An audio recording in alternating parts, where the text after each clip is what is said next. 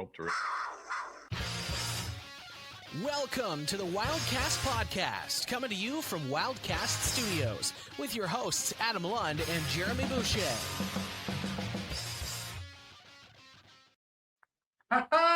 Welcome to Wildcats Studios on Rogers TV for another episode of the Wildcats Podcast, the award-winning and longest-running QMJHL podcast. We are your unofficial voice of the reigning 2025 Rougeau Trophy champion Moncton Wildcats, and we are presented by Discount Flooring Service, a division of Fabulous Flooring, home to the largest variety of high-end current, discontinued lines and hardwood, ceramic vinyl, laminate, luxury model tiles, and even blinds for immediate purchase. Find them at 320 Collishaw Street or give them a call at 859-9909. As always, fan listeners, I am your host, Adam Lund, and I am joined by your favorite co-hoster, Mr. YQM, Mr. Starbucks, Jonas Brothers superfan, and Elliot Friedman's favorite, Mr. Jeremy Boucher.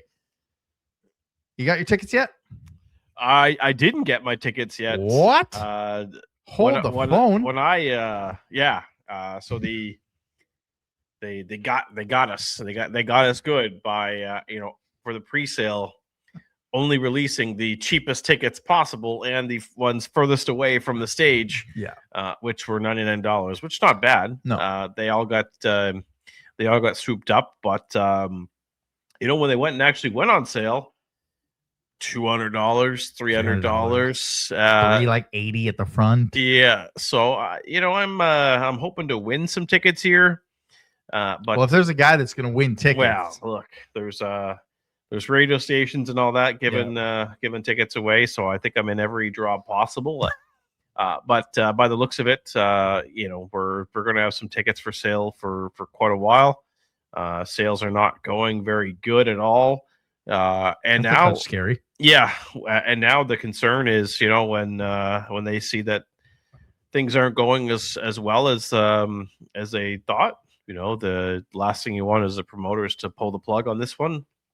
And then it just leaves a sour taste in the mouths of those at Live Nation and Evenco about having events in Moncton. So you hope to see tickets start flying off the shelves here, but Moncton's always known to be kind of a last-minute city when it comes to ticket sales, whether it's a concert or a hockey game. So, I still expect it to be sold out, but it probably won't be sold out till late July. I mean, if anything, they got going for them. They have the Arkells with them, and I mean they've been here a few times. Again, when you told me the tickets were $99, I let Layla know, and she's like, "Yeah, they're the back ones." I'm like, "Yeah, okay, yeah, I get it." I mean, even section 1 now at the back of the stadium is $120 plus 25 fees, $25 in what fees. A joke. Ticketmaster, you are the scum of the earth. There is nothing worse. Yeah. There is the world, 50 feet of crap. Ticketmaster, 50 more feet of crap, and really bad people in jail. Yeah. But like, sorry, I'm not spending $145. I'm not spending $325 for floor tickets. Nope. I don't even know if I'd spend that to go see the Backstreet Boys, and I've seen them 6 times, and I'm a massive fan.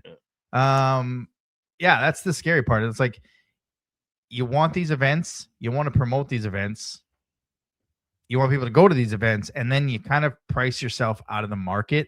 I know I saw or heard like on the radio coming home, Luke Combs was talking about his tickets to, I think, a festival or a couple like summer shows, and he was keeping his tickets in the low hundreds and maxing them out at like 200. Yeah.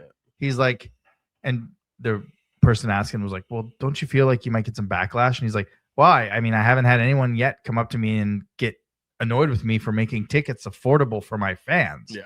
Just think about that sentence, getting mad at me for making tickets affordable for my fans. And that's the issue. And look, $120 I can get behind. $125 I could potentially get behind if I was a fan.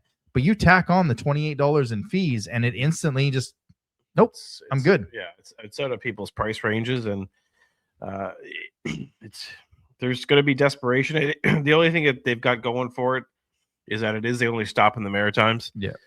So you'll probably will. It's not probably, you will get people from Nova Scotia and PEI and Newfoundland and to come for this show if they're massive Jonas Brothers fans and massive Arkells fans. So that's definitely going to help. But they got a while to go to sell those tickets.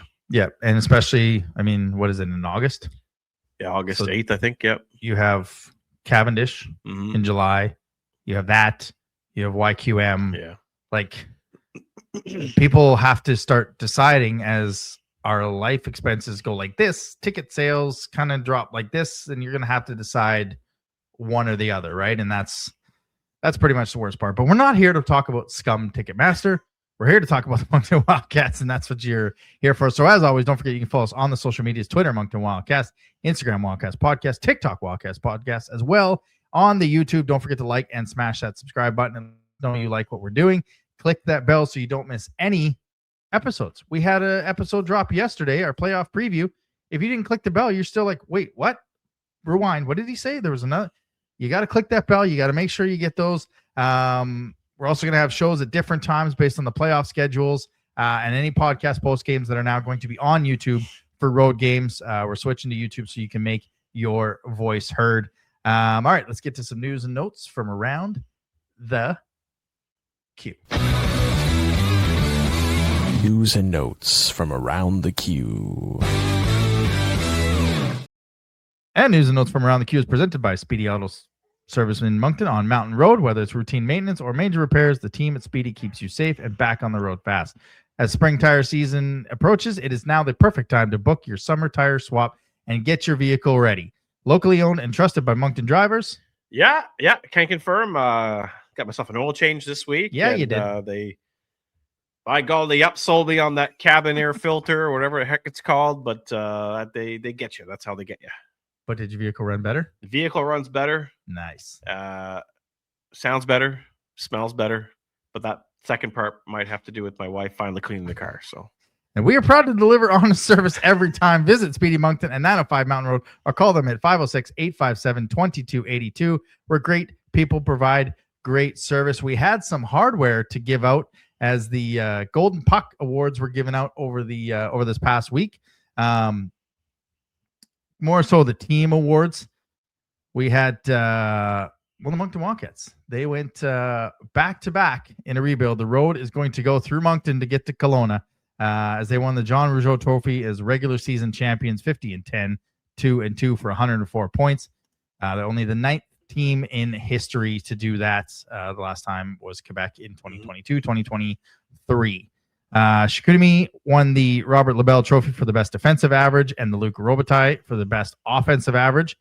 Moncton was behind them on both of those instances, so they were giving up only 2.3 goals a game, and they were scoring 4.97 goals a game. Your top scorer was Maxime Massé of Chicoutimi with 102 points, and your goaltender, your Jacques Plante Trophy winner, some guy named Rudy.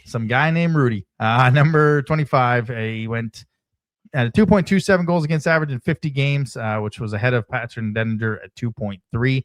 He also set the career QMJHL record of 2.14 goals against average, beating the previous record held by Colton Ellis in 2021. Again, pretty good goaltender back then. Yeah. It was one of those where we're like, can we get a game against not Colton Ellis so we can in Rimouski and in Charlottetown? And then the Mario Lemieux Trophy for top goal scorer goes to Justin Carbonneau as he goes in 51 goals on the season. And it says, note, winning teams and players will receive the trophies on the ice before the first home playoff game. Now, last year, you didn't want that at all. No. Are you a little bit less, I don't want that?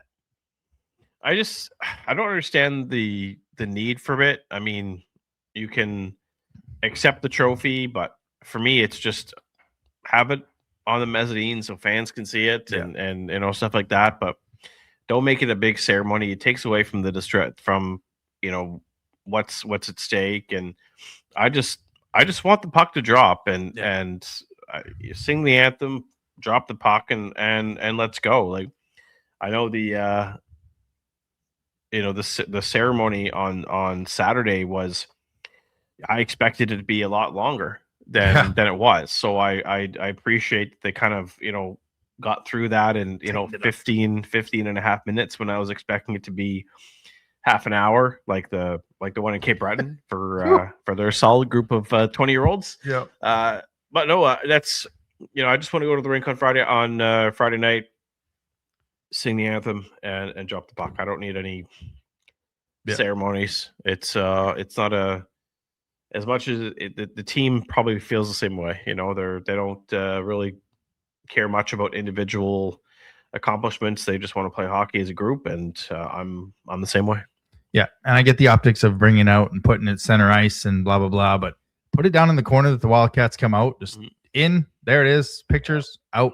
Let's drop the puck. And it didn't affect anything last year, and maybe that's just us and us being curmudgeon old men that we are. The grumpy old men. The grumpy old men, but calls us. Yeah, it's it. And if you are superstitious, hey, they had it last year, and they went on to add another trophy. So I guess you kind of keep doing what you're doing, but I'm not really here nor there about it. It is what it is. Somebody got signed this week. My captain, Caleb Denway signed his ELC contract with the Utah Mammoth, eliminating the possibility of going to NCAA, which gives him it gives Utah 3 options now. He can make the NHL. He can play in Tucson with the Roadrunners, I believe they're called, or he can come back to Moncton. I can't see the third option being a thing. Now, Utah, obviously, they took him 4th overall, so they like him. They like the development he's had. We've been underneath doing interviews and seen them talking to Gabe and Caleb over time. So could they send him back? Potentially, yeah. There's a sliver that he could come back, and it's one of those situations where how long is he coming back for? Is he coming back for the Christmas time and then help Moncton restock some extra cupboards? I mean, not that we're out of a lot in our cupboards, as Taylor's done a really good job of keeping them pretty stocked, but that would help expedite things for 2028 if we want the Memorial Cup. But I can't see a world where he gets sent back to Moncton. I think it's a Tucson AHL thing, especially with the new rule that was put in place from Elliot Friedman that first round picks can play in the American Hockey League at 19. So,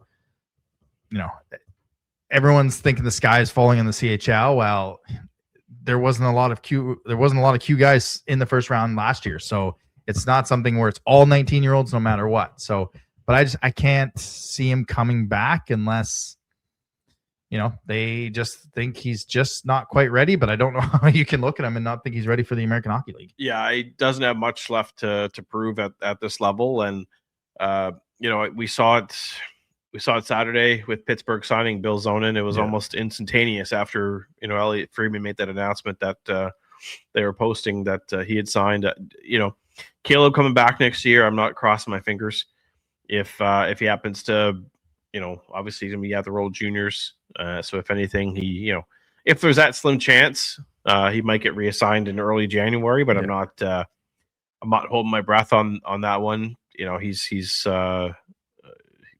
His playing style is suited for the AHL right now. And, if you're looking for a vacation spot, Arizona's pretty nice. Good little congrats to him. It speaks volumes to him as a person and a leader when he brings his teammates into the video room to I thought that was cool to get a group photo, and you don't see that very often when players sign their entry-level contract. It's just them sitting at a table with a hat on and the contract and a pen. But here's Caleb surrounded by his teammates. So that was a nice touch, and it just speaks for his leadership and all that. So good for him. It was I know they obviously wanted to get it out of the way, and there was probably some NCAA schools that were hard after him as well, and all of them. Yeah, that kind of takes that option out of there. So yeah, it's NHL, AHL, or Q for him next year, and I don't see a scenario where he's back in Moncton. I love the timing of it too. Like before the playoffs, he doesn't have to worry about it. He knows where his options are next year. He can concentrate on the playoffs and concentrate to adding some championships. And it goes to what Taylor said at the trade period. We heard some rumblings about a number 5 potentially coming back, and if that was part of the plan. And he said, look, we're here to develop players, whether that's develop them here, the AHL, the NHL, that's our goal. And that's exactly what they've done with Caleb. Your QMJHL team of the week, Lars Steiner of the Huskies, 4 goals, 2 assists in 2 games.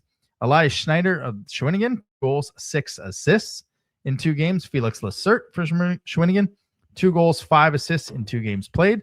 Noah LeBerge from the Regiment, 4 assists in 2 games. Alex Wang, Scudemy, 2 goals, 1 assist in the 2 games. And Samuel Milosh was 2-0 with a 9.74 save percentage and a 0.5 goals against with 1 shutout. The player of the week was the aforementioned Elias Schneider of Shawinigan. He was a +6 in 2 games with 2 goals and 6 assists. Let's get to everyone's second favorite part of the show. It's now time for the one and only Boucher's Team of the Week. Thank you, Johnny. And speaking of Johnny, congrats to the Chaleur Lightning for making it to the second round of the Maritime Hockey League playoffs. Yeah. That was quite the, I think it was grand. They I wouldn't call it upset, but they eliminated the Grand Falls Rapids. An upset in the other bracket, though. Potentially. Getting close to one. Yeah. As per usual, the Boucher Team of the Week, sponsored by the Hub City Driving School, where excellence meets experience on the road to safe, confident driving. Whether you're a new driver getting behind the wheel for the first time or looking to refine your skills, the Hub City Driving School is committed to guiding you every step of the way, because driving is a privilege and not a right. You can learn more at hubcitydrivingschool.com. So we kind of talked about this one. I think we've talked about this one for a couple of years now. Yes. It's the Legends team. So the Legends team is not players who came to Moncton and it's going to be the 5 best players. No, that's not how it works. It's not Crawford. It's not Garland. Yeah, that's not a legend. The legend in my book is any player who was drafted by the Wildcats, traded to the Wildcats, could be a story behind them as well, but they just never reported to Moncton. They never signed with Moncton, never played a game with Moncton. And to me, that makes them a legend. Yeah. They decided to take their own route, and that's what we fully support as well. So like Gavin Cornforth could have been on the Legends team. But he came to Moncton at the trade deadline. Yeah. So because he was drafted, came to camp, went the NCAA route, he would have been a candidate for the so that type of player is what Jeremy's looking for. Yeah. So like Cole Eiserman, who was picked in the American draft with the Wildcats, never came. Enstein is waits until too little too late to sign. Aaron Kiviharyu is another example. Drafted by Moncton, never showed up. So and the one goalie I always think about, that random goalie from was it Lithuania that we drafted? Yes. And we we had a hashtag for him and everything. Never came. We so close. Man. I forget his name now. Yeah. That's kind of what we're talking about. So speaking of goaltending, I'm going to start with probably the weakest position on the Legends team. This goalie was drafted in the 10th round of the 2015 QMJHL draft. He's played in 1 career NHL game, but did not see any action. He was the backup for the Leafs on November 6th, 2022 against the Carolina Hurricanes. Keith Petruzzelli. Nice. 6'5" monster from Massachusetts. You trying to find his name? Yeah, I sure am. Oh, I can't. We even had a segment where we tried to learn Kazakhstan or Russian. No, it wasn't even that. It was Lithuanian or Latvian. No, Slovenian. Slovenian. That was the one. Yeah, I just can't think of his name now. No. So on the back end, we're going to start with the Reverend Ben Lovejoy. Probably going back a few years here. He was drafted in the 14th round of the 2001 QMJHL draft. 101 career points in 544 NHL games. A one-time Stanley Cup champion in 2016 with the Penguin de Pittsburgh. Secondly, Mike Matheson, currently with the Montreal Canadiens. His rights were traded from Shawinigan to Moncton in the deal that sent Brandon Gormley to the Cataracts when they loaded up for their 2012 Memorial Cup run.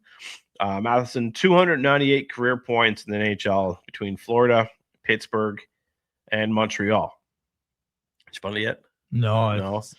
And here's this one's interesting because it's a story. It's not a player that was drafted by Moncton. I like stories. It's he's currently playing in the NHL, I believe, for Colorado.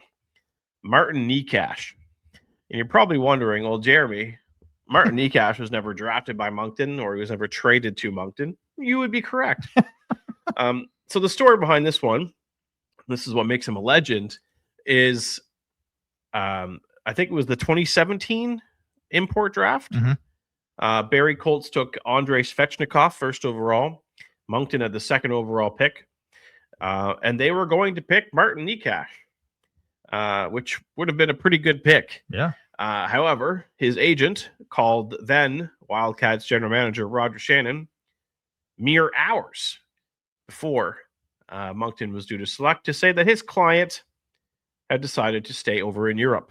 Oh. They then pivoted and took Svechnikov's line mate and teammate Alexander Havanov. So where would Moncton have been if Martin Necas ended up in the Wildcats jersey? We can't say that's why he's a legend. Not a bad pivot for Moncton. No, to go with Havanov. Not at all. Not at all. Second forward is Frankie Vetrano. Frankie was an 8th round pick by the Wildcats in the 2011 QMJHL draft. He has had 324 points in 689 NHL games. Currently making $4.5 million a season. Oh, that's not bad. With the Anaheim Ducks. Yeah, not bad. I wish I had that money myself. Not bad. Yeah. And finally, may he rest in peace, Jimmy Hayes, a 7th round pick of the Wildcats in the 2006 Q draft.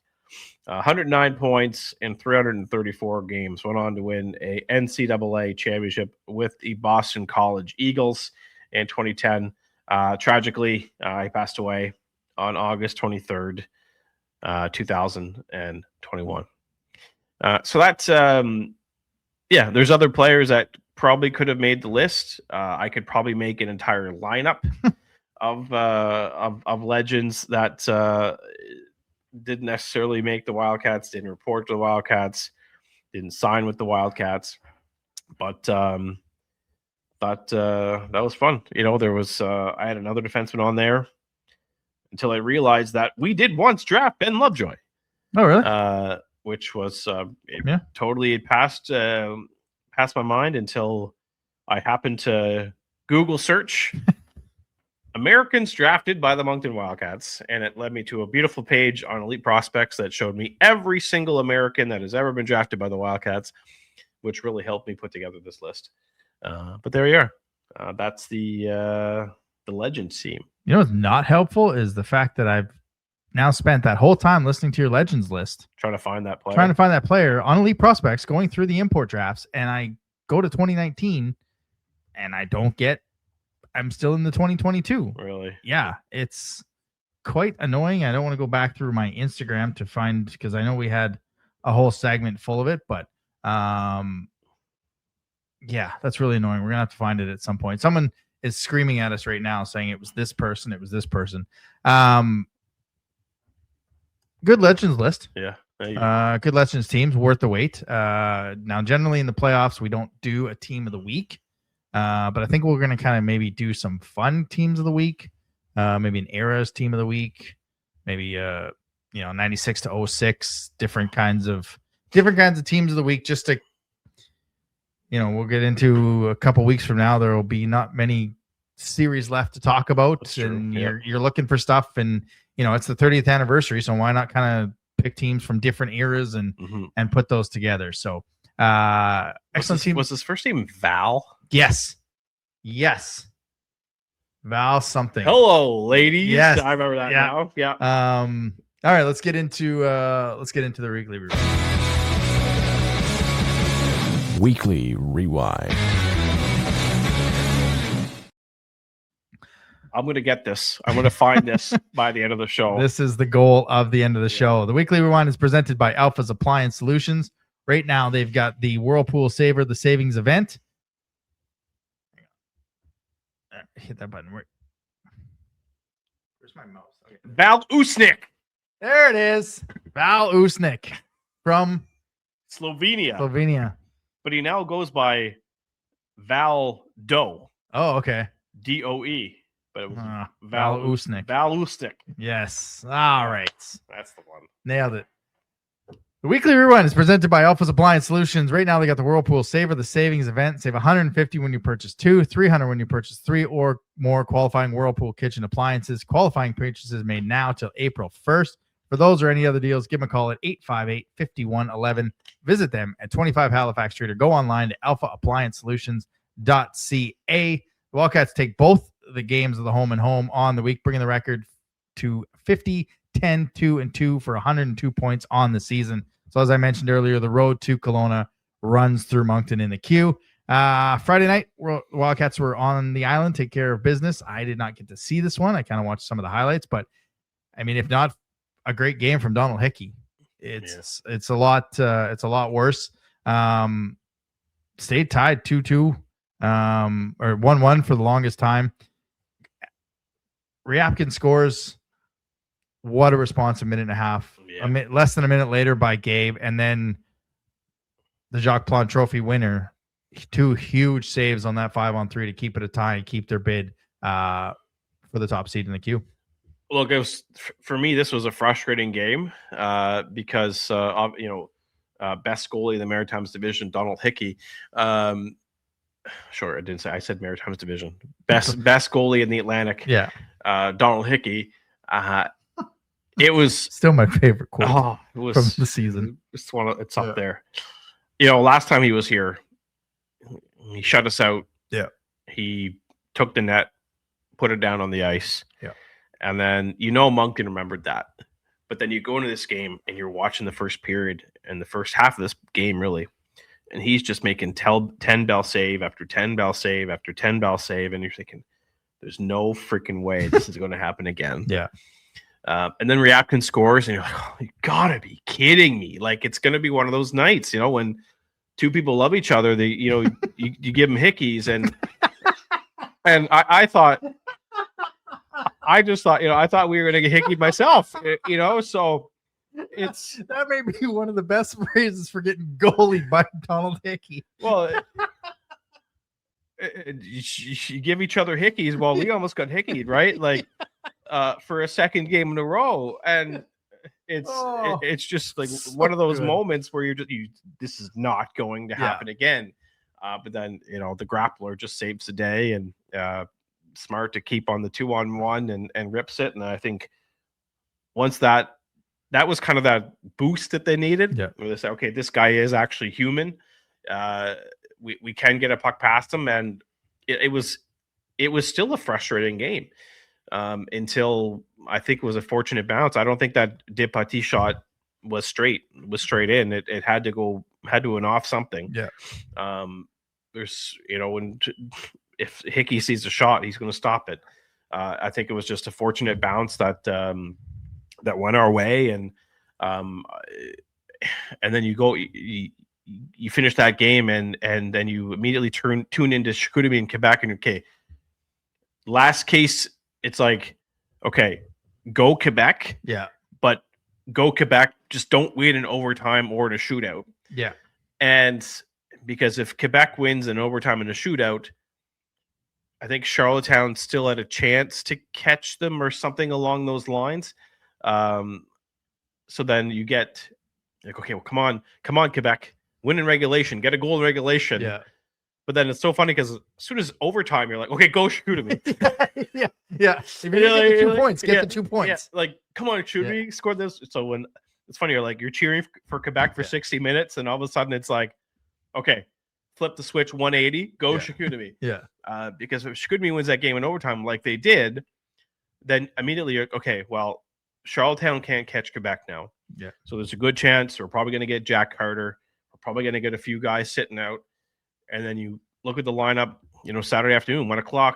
Well, look who's out of the lineup. Ryabkin, Leak, Campbell, McKinnon, Jack Carter starting. You're like, okay, well, if there's a chance, they're. If all the cards are favorable for us, I don't know if Jim Holton was throwing us a prayer or a gift, but Moncton went out and handle business. Yeah, handle business. I think I said to you walking downstairs on Saturday, I think even if those Charlottetown played a full lineup, we still win the game on Saturday. They just played. They played really well. Got a good performance out of the team with a sold out rink, which is another thing that's we've had trouble with is performing in front of a sold out crowd. So that was another one that kind of got off our backs, and it was just really super fortunate to be able to cover this team for the past 2 years, and they've taken us on quite a journey, quite a ride, and from a podcast perspective, we're just I think we're just fortunate to be able to have the team that we have, and we're just hoping for another look. I just want this team to be playing on my birthday for 2 years in a row. Like that would just absolutely be a miracle. But we're not gonna say how long we want this team to still be playing. Yeah. But there's the days. It's been a fun ride. Yes, it has, and that's exactly it. It's on when we had first of all, thank you to Taylor and the staff that were able to grant us the interview with the 320-year-olds. And you literally said, what is the success of this team to lose 8 games in 2 years on the road? Yeah. We came on here in the full preseason and we gave it about a month saying this is not going to be like the month of September. This is not going to be like last year. This is not going to be like last year. Well, they just beat a franchise record for the least amount of road losses the very next year. Yeah. I believe they scored more goals this season than last year. It's a team that continues to roll. One of the most staggering stats to me is, where is it? This team is 36-0 when they have the lead. Nobody had a winning record in the league when trailing after 2 periods. Moncton was 7-8-0-2, so as close as you can get to 500. That was tied for the most wins. Oh, sorry. Newfoundland had 8, but they were 8-18. When this team got outshot, guess what their record was this season? Tell me. 17-3-0-1. Yeah. Jeez. 17-3. To put that in perspective, Chicoutimi, who clearly wasn't outshot a whole lot, was 7-2. Charlottetown 10-12. It speaks to the fact that, and I said it, I think mid-November, this team isn't going to be what they were last year. They're going to win games by being opportunistic with less than 50 shots a game. Now they've come on and they've had 40 shots and 50 shots, and they've had those type of games. They won 30. They went 33-7 when out shooting the opponent.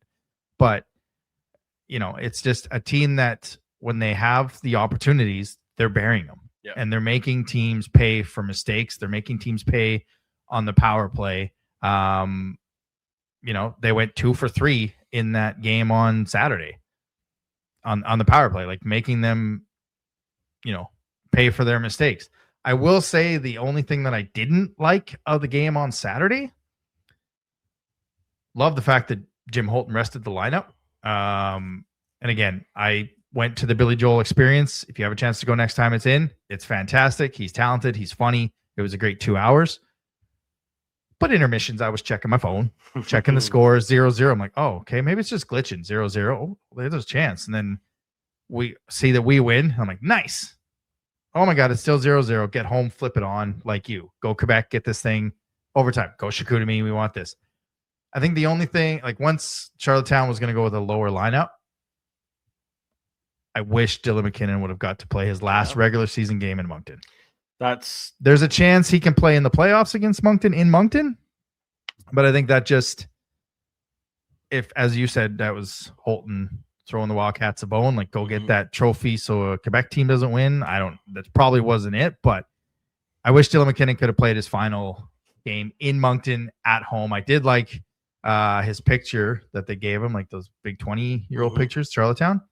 The background picture is him with the championship in the Moncton Nice. jersey. Like it's not two pictures from Moncton; it's him with the championship, which is pretty cool. But yeah, it's just this team came out with a less than lineup from the Islanders. They didn't play down to a less than, and they took care of business, and they are ready for the challenge ahead. And I dare say it's a more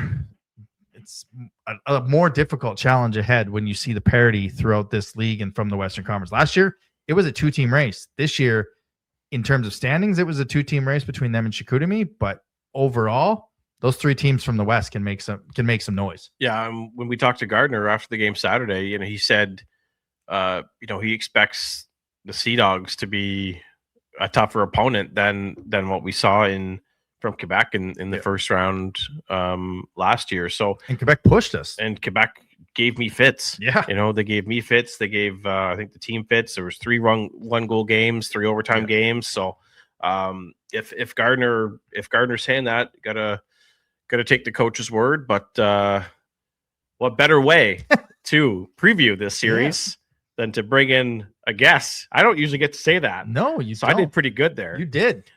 So I will pat myself on the back, and we're going to bring in our buddy Jamie Tozer from Station Nation to chat about the Wildcats and the Sea Dogs, which kicks off Friday night at the Avenue.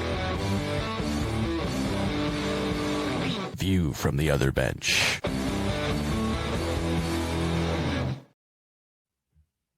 That was well done. 9 years. That was a beautiful throw. I saw the opportunity, Yeah. and I just took it.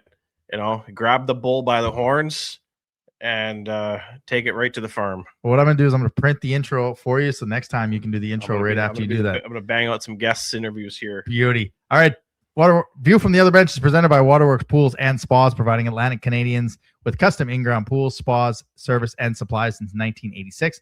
If you're looking for a new spa, service, or maintenance from their trained technicians, or getting your pool water from green to clear, visit them at 194 Killam Drive in Moncton, or call them at 506-859-1980. As Mr. Boucher mentioned, the road to Kelowna runs through Moncton, and the first team in the bracket for the Wildcats for only the second time in history is the St. John Sea Dogs. And like he said, what better way to get ready for this preview than our friend from Station Nation, Mr. Jamie Tozer. Jamie, first of all, where are you and how are you this week?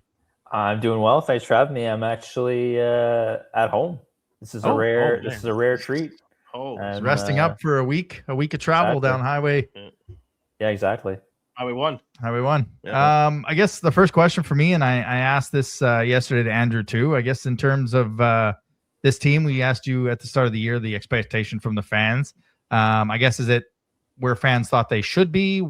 Are they better than they were? Worse than fans thought? I guess just what's your read on perform this season? Yeah, I think it was a trying year. I think this is going to be labeled a disappointing season for St. John, no doubt. It's funny because I think when the season began, I think you had kind of best case, worst case, and where you thought the team was probably going to end up. I think best case scenario, they might be, 5, 6, 7 if everything actually went correctly. Yeah, do the hand movements. I think worst case scenario, they were, fighting for a playoff spot again this year, which is kind of what ended up happening. Yeah. And then I think what most of us kind of thought is that they're going to end up kind of in that 9, 10, 11 range, kind of where Halifax, Quebec ended up. But I think that this was a disappointing result numbers wise. And I think even on the ice, the way it kind of played out was really disappointing too. Like we've seen the past couple of years, the start of the year was decent. There was some promising signs, and you expected the team to kind of obviously have some downs given that they're still a young team. But I think overall you kind of expected there to be an upward trend as the season moved along, and that just never really happened. I think it's funny, I was thinking before coming on the show, do you feel like the Sea Dogs are a better team now than they were in September? And maybe a little bit, but not a lot. It doesn't feel like this team really hit that upward trend much at all this season. Kind of just went through the season just kind of as the same team and didn't really show a lot of signs of improvement throughout the year. So I think it was a really disappointing year in that sense. Some pretty decent individual performances, but you saw the flaws in this team night in, night out, and disappointing to see them never really be able to kind of fix those as the year went along. It wouldn't have been a Sea Dog season without a coaching change at an interesting time, with Travis Crickard out and Brian Casey come in.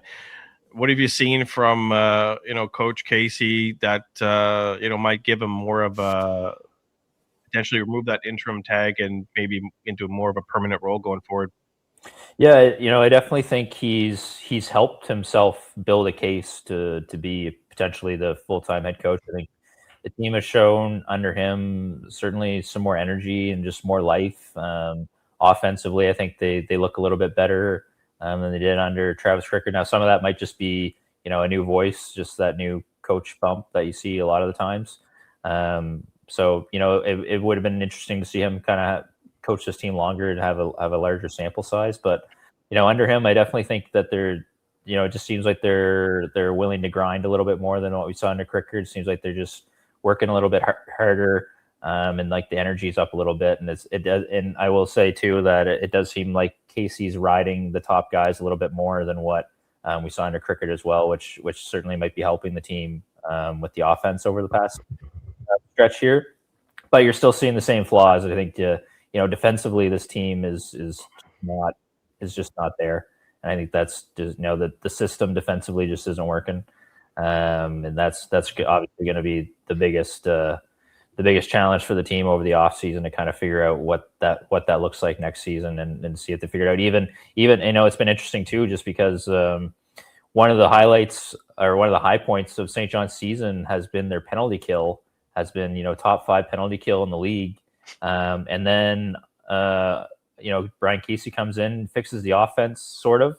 But the penalty kill has kind of fallen off the earth lately. I think they've given up tons of power play goals over the stretch. So it seems like if the team can kind of figure out one thing, then another thing kind of falls off. So it's just been a challenging season, but I think under Casey, it does feel different. It feels a little bit different. And maybe a little bit of optimism heading into the playoffs that maybe they can at least push Moncton a little bit in some of these games. I think step one for Moncton is make sure the DJ doesn't play Who Let the Dogs Out. I think that's step one in securing some W's. I mean, they went 7-1 against them. That one win was the come from behind victory after our DJ pumped them up. But I mean, like I said, they went 7-1 against them. It's a team that the past 2 years with Crickard, they've pushed Moncton each and every game. Yeah, they may not have won them, but they were able to push them. And you look at the suspension coming to Radkoff, and generally the heavily favored underdog usually can surprise in a game one because their goaltender can steal it. Mm-hmm. Without Radkoff for one of the games, I mean, what's just the level of belief in Corshane to help maybe steer the ship and hopefully punch Moncton in the face and get a game one steal, or is it just a try and keep them close and see what happens until you get Radkoff back?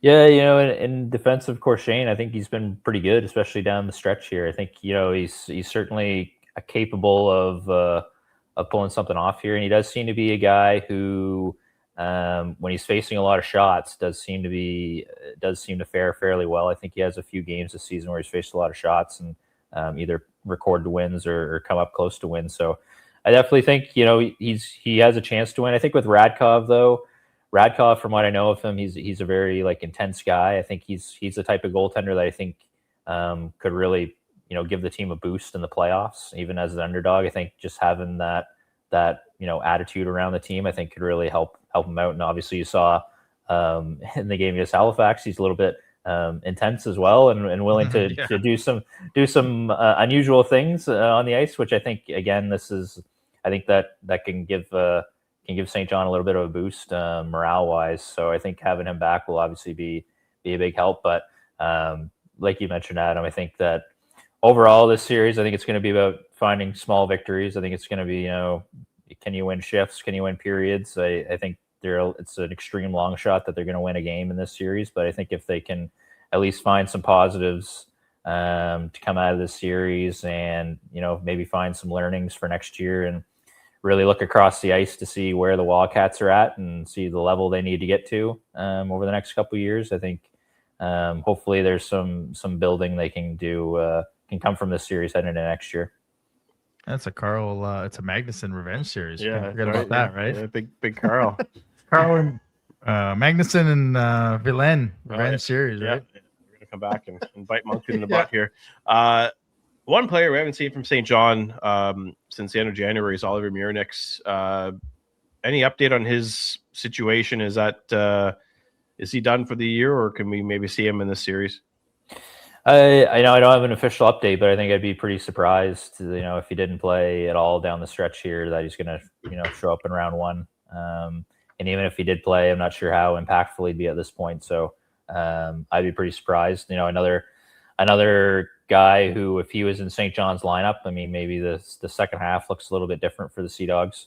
Obviously, a pretty significant loss having him on the shelf for most of the second half. They had, Cameron Chartrand hurt for much of the second half too, which was a big loss defensively. So some key injuries. And I know that, if you look back at some of the game logs, there's obviously some guys on this team who are a little banged up too.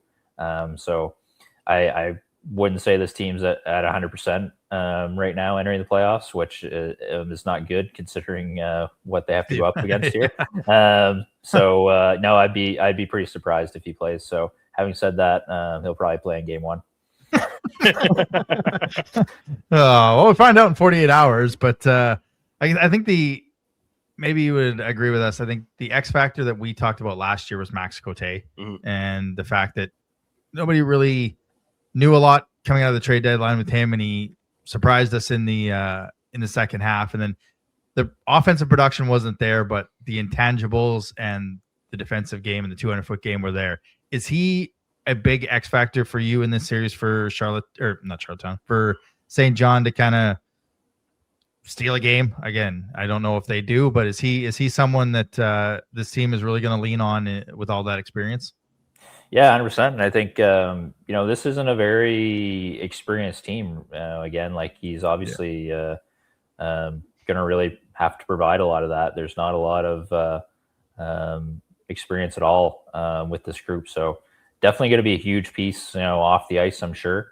And then even on the ice too, I think, like I mentioned, the top two lines have really been pushing St. John, but it'll be interesting to see what kind of those bottom two lines look like and whether they can help shut down Moncton a little bit, or as best they can at least. And that's not something we've seen a lot of from the Sea Dogs team. I think that's something that this team's really struggled at. They've shown at times, especially under Casey, that they can kind of grind out some wins and hold on to leads late in games, but not something we've seen a lot of over the season. This is I certainly wouldn't say the Sea Dogs are built like a team that is gonna be able to grind out a 1-0 upset win or anything like that. So if Cote and some of the bottom line guys can kind of click together and find some success, maybe they can help give St. John the ability to at least push Moncton a little bit. I haven't seen anyone picking an upset in this series, so No. I mean there's always gonna be that one person. I'm sure there's an armchair GM in St. John somewhere that likes to guy in Western Canada that has no idea how the Q runs. He's like, sure, that's a cool logo, let's pick those guys. That's probably somebody in Grand Bay Westfield. But I talk about Alexi Joseph. I mean, where does his season and what he's been able to accomplish kind of compare with some of the other 16-year-olds that we've seen come through St. John over the years? Yeah, without a doubt, one of the best rookie seasons in Sea Dogs history, which is really saying something, considering some of the rookies that have come through here. The numbers show that if he could have stayed healthy the whole year, if he didn't have to go to the U17 thing, if he had actually played the full 64 games, I can only imagine what his numbers would have been. So, still pretty impressive given that he missed those games. But yeah, like totally lived up to the hype this season. Does not look like a 16-year-old out there. Obviously has the size to prove it, but showed flashes of real brilliance this season, and was a huge piece to the Sea Dogs as a 16-year-old, and felt like he only got better as the season went along. A guy who I'm kind of curious to see in playoff hockey, just because he's someone who is pretty good defensively as a 16-year-old forward. So I think that he could provide a bit of a lift on that end. We talked about Cote and what he could provide. I think Joseph's someone who wouldn't surprise me to see him kind of step up physically and defensively in this series as well. So excited to see what he does in this series. Excited to see what he does next year for sure.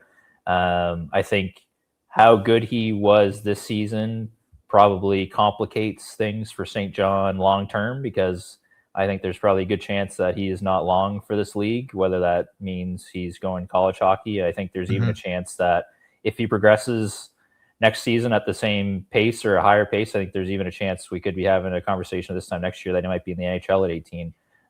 So I think that there's a chance that, knowing that this could be Joseph's last year coming up of junior hockey, it really complicates this build for St. John. What do you do in this situation? Because this is a team that's not, on paper anyway, not one piece away from being a contending team. So it really complicates things this offseason, makes things also really interesting. That'll be a fun race to the draft. Alexi Joseph and Dupont. Landon Dupont. Dupont. That'll be a fun race for sure. Before we get out of here, I'm going to finish it with a two-parter. I guess just in the playoffs as a whole, other than this series, what are you most excited to see in terms of what series, or whether you see an upset in any of the other series? And I guess just going to Alexi Joseph, you're going to want to have a coach next year that is someone that kind of relates to these younger guys. Do you think they go that big name route, or do you think they go with someone a little bit younger and from the Q and kind of promote up? Yeah, I mean, well, from a playoff perspective, I'm probably the most excited about the Sherbrooke-Shawinigan series, just because I think that feels like it's probably going to be the tightest series of them. I don't know if a lot of the other series are going to have a lot of drama or close games, but I'm definitely curious to see kind of how that plays out. I'm also, I'm really curious to see how Newfoundland does in the playoffs, just because their penalty troubles have cost them here and there. And I think they play such a style that could blend so well to playoff hockey. But are they going to be able to find that line and stay within it or under it? I think it's the big question. And, I watched those games when the Wildcats were in Newfoundland recently, and it felt like when momentum was starting to shift in the Newfoundland's favor, they take a dumb penalty. And I'm really curious to see how they do that, how they handle that in the playoffs. So curious to see how that plays out. But yeah, for next year, I mean, I'm fascinated to see what the Sea Dogs do here. Just because, like you mentioned, they have been a team that has kind of gone off the board a little bit in terms of hires. Like it doesn't feel like they're going to go in and scoop up someone who coached in the Q this season and bring them over. It seems like they typically go outside the queue and look for who that is. But who that is, I don't know. I am curious, though, just because they have obviously had some success with the university route. They have Darren Burns there now for the rest of the season as an assistant coach. I am curious to see, maybe there's a university coach somewhere in Canada that the Sea Dogs do look at, just because they have had some success bringing in some of those guys. Brian Casey was an assistant coach at Santa Fe as well. So I am curious to see, maybe there's someone in the university system that they might be able to pluck there. But it'll be really interesting. And like you mentioned, obviously it's such a recruiting game now. So I'm sure the Sea Dogs want to have someone in place as quickly as they can. But it'll be really interesting, because it feels like there's almost any coach in hockey could be a candidate for this job. So I mean, it's going to be really interesting. You heard him here first. We are candidates for this job. Who knows if we can? I think the name that I would throw out from the queue is Felix Bobo from Chicoutimi. Oh yeah, he's not leaving Chicoutimi. I mean, if you give him the chance to be a head coach, and the reason I say it is the young team, he relates to players.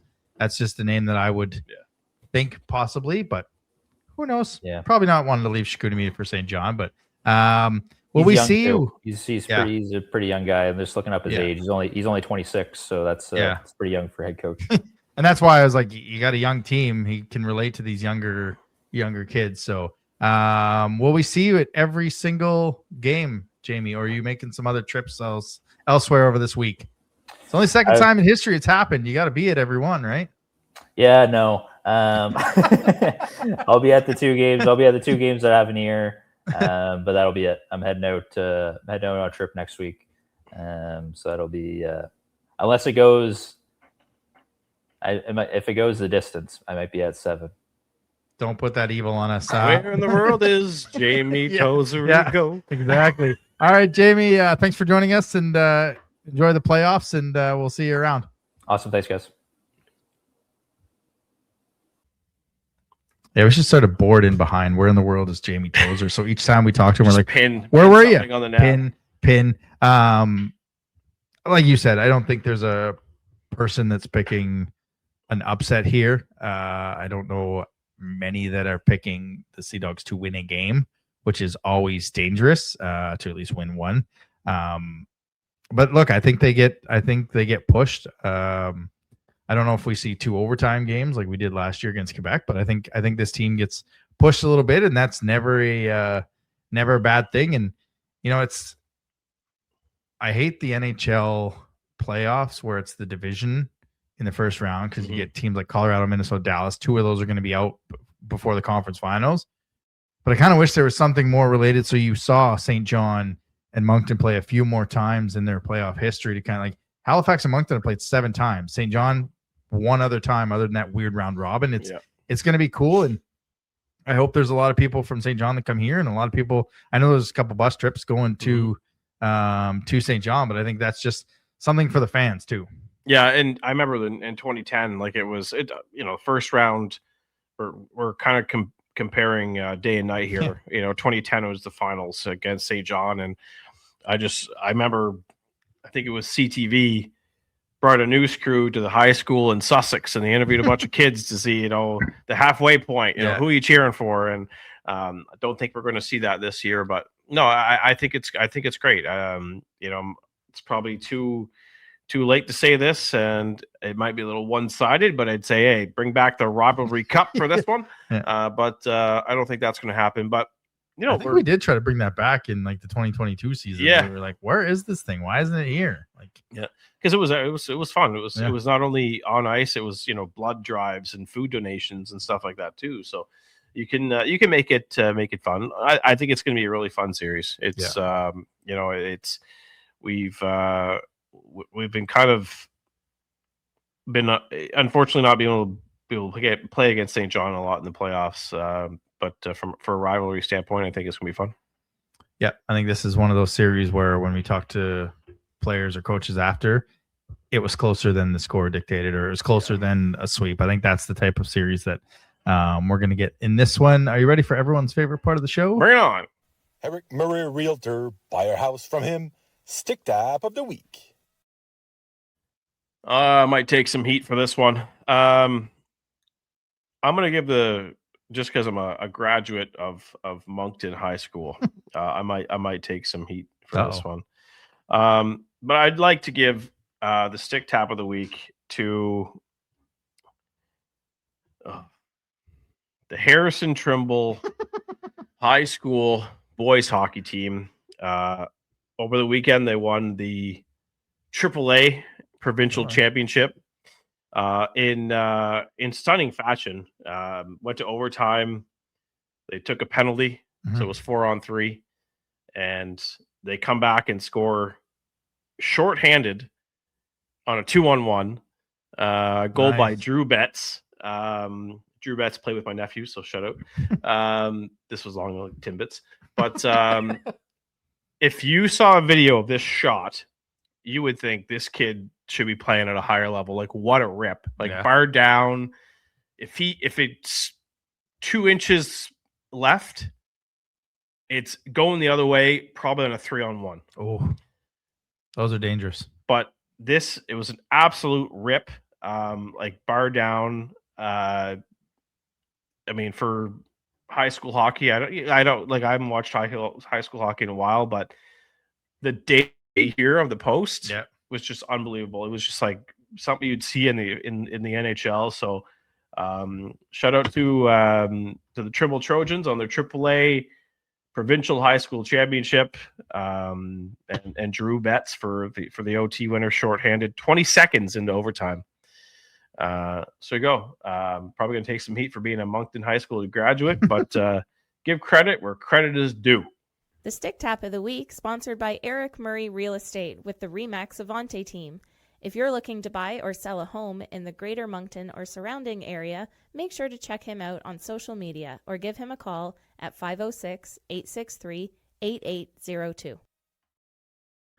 And that brings us to the Wildcat of the Week, presented by Rosemary Lynn Massage and Spa. Right now, they've got the teeth whitening for $85. That gets you 3 15-minute sessions, including that price. You can add another 15 minutes for only $20.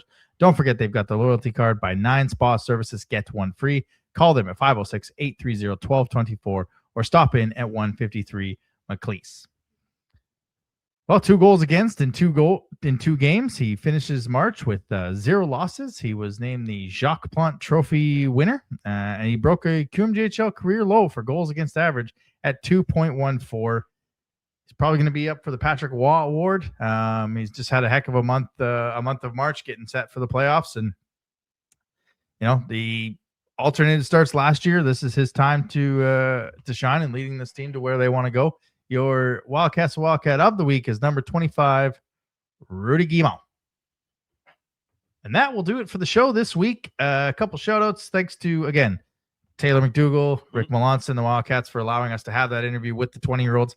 If you missed it, go to our YouTube. It's on there. And Preston, Rudy, and Alex Mercier for being gracious with their time.